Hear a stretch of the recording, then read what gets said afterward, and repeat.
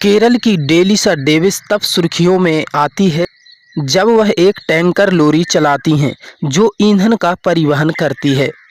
दोस्तों, इस वीडियो में हम आपको एक 23 वर्षीय पोस्ट ग्रेजुएट छात्रा डेलिसा की कहानी बताने जा रहे हैं जो अपने टैंकर में केरल के कोच्चि से मलप्पुरम तक ईंधन पहुंचाती है। दोस्तों, यह एक लड़की के संघर्ष की कहानी किसी का मोटिवेशन भी बन सकती है, इसलिए आप भी गौर करें और ध्यान से सुनें।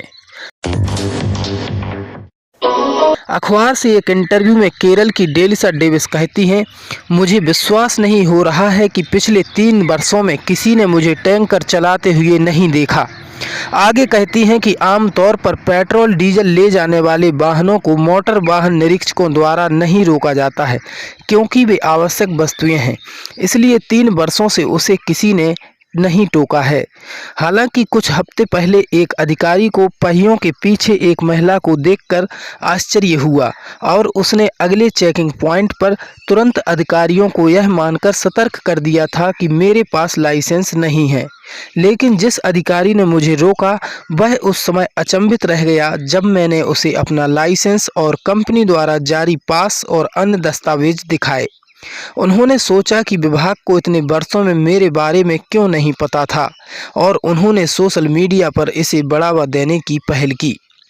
वाणिज्य में स्नातकोत्तर की छात्रा डेलिसा ने अपने पिता डेविस पीवी से ड्राइविंग की शिक्षा ली। उसके पास 2 पहिया, 4 पहिया और 6 पहिया वाहन का लाइसेंस है। वह कहती हैं कि मुझे नहीं पता कि केरल में कोई और महिला है जिसके पास इस खतरनाक वाहन चलाने का लाइसेंस है। मुझे बचपन से ही गाड़ियों और ड्राइविंग का दीवानापन रहा है। उसकी 2 बहनें हैं और उन्हें इसमें कोई दिलचस्पी नहीं है। हालांकि उसने 3 साल पहले टैंकर लॉरी चलाने का लाइसेंस लिया था, लेकिन वह शनिवार को ही ट्रिप पर जाती थी क्योंकि अन्य दिनों में उसकी क्लास होती थी। लेकिन मार्च 2020 में जब लॉकडाउन शुरू हुआ तो रात में उसकी ऑनलाइन क्लासेस थीं। तभी से उसने अपनी दैनिक यात्राएं शुरू कीं। चूँकि एक सहायक का होना अनिवार्य है, इसलिए उसके पिता ने उसके साथ सहायक की भूमिका निभाई और क्लीनर के तौर पर साथ रहते हैं। डेलिसा प्रति ट्रिप लगभग 300 किलोमीटर की दूरी तय करती हैं। वह ट्रैफिक से बचने के लिए अपने घर से 2:30 पर शुरू होती हैं और 2 घंटे में इरुप्पनम करीब 75 किलोमीटर पहुंच जाती हैं। वह बताती हैं कि मैं थिरूर की यात्रा करने के लिए तैयार हूं, जो 4 घंटे की ड्राइव लगभग 145 किलोमीटर है, बशर्ते मैं कहीं भी ना रुकूं। आगे कहती हैं कि एक बार जब मैं ईंधन पहुंचा देती हूं तो मैं दोपहर 2:30 तक अपनी वापसी यात्रा लगभग 78 किलोमीटर शुरू कर देती हूं और शाम 4 या 4:30 बजे तक घर वापस आ जाती हूं। वह पुष्टि करती हैं कि उसकी यात्राओं और पढ़ाई को संतुलित करना मुश्किल नहीं था। वह कहती हैं कि मैं सप्ताह में 5-6 दिन गाड़ी चलाने लगी हूं क्योंकि मुझे पहिए के पीछे रहना पसंद है। मेरी कक्षाएं अब समाप्त हो चुकी हैं और मैं अपने परिणामों की प्रतीक्षा कर रही हूं। वर्तमान में मुझे सप्ताह में 2 या 3 बार जाना पड़ता है क्योंकि लॉकडाउन के कारण पंप पर बिक्री कम है।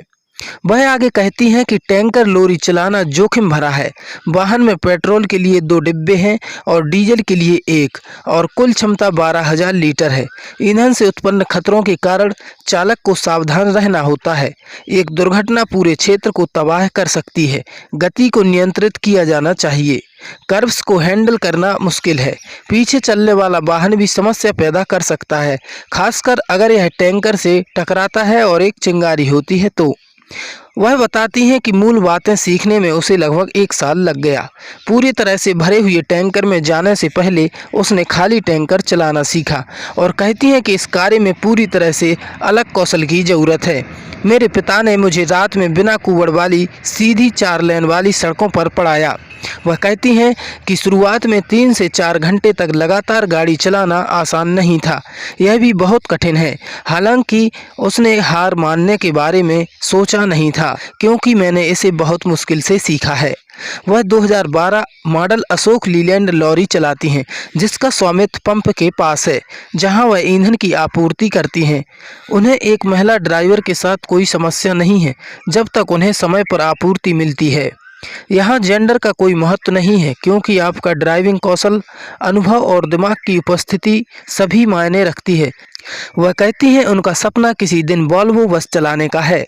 हालांकि चूंकि प्रशिक्षण केवल बेंगलुरु में उपलब्ध है, इसलिए वह पीएससी लोक सेवा आयोग परीक्षा को पास करने और सरकारी सेवा में आने की उम्मीद करती हैं। वह केरल राज्य सड़क परिवहन निगम ड्राइवर की नौकरी करना चाहती हैं। पर्याप्त रिक्तियां हैं, लेकिन कई कारणों से महिलाएं नौकरी के लिए आगे नहीं आ रही हैं, इसलिए मैं इसे आगे ले जाना चाहती हूं। वह कहती हैं कि वह महिलाओं के लिए एक मिसाल कायम करना चाहती हैं और कहती हैं कि उन्होंने भारत की पहली महिला ट्रक ड्राइवर युक्ता रघुवंशी के बारे में सुना था। सोशल मीडिया पर छाई उसकी कहानी के साथ डेलिसा खुश हैं, जैसा कि उसके पिता हैं। वह कहती हैं कि भले ही मैंने अपने दोस्तों को इस बारे में बताया था, उन्होंने कभी मुझ पर विश्वास नहीं किया। मेरे शिक्षक भी इससे आश्चर्यचकित हैं। कुल मिलाकर पहचाना और सराहा जाना अच्छा लगता है। मोटर वाहन विभाग के अधिकारियों ने मेरी सराहना करने के लिए फ़ोन किया। मेरी माँ इस काम को लेकर बहुत उत्साहित नहीं थी, लेकिन अब वह चांद पर हैं।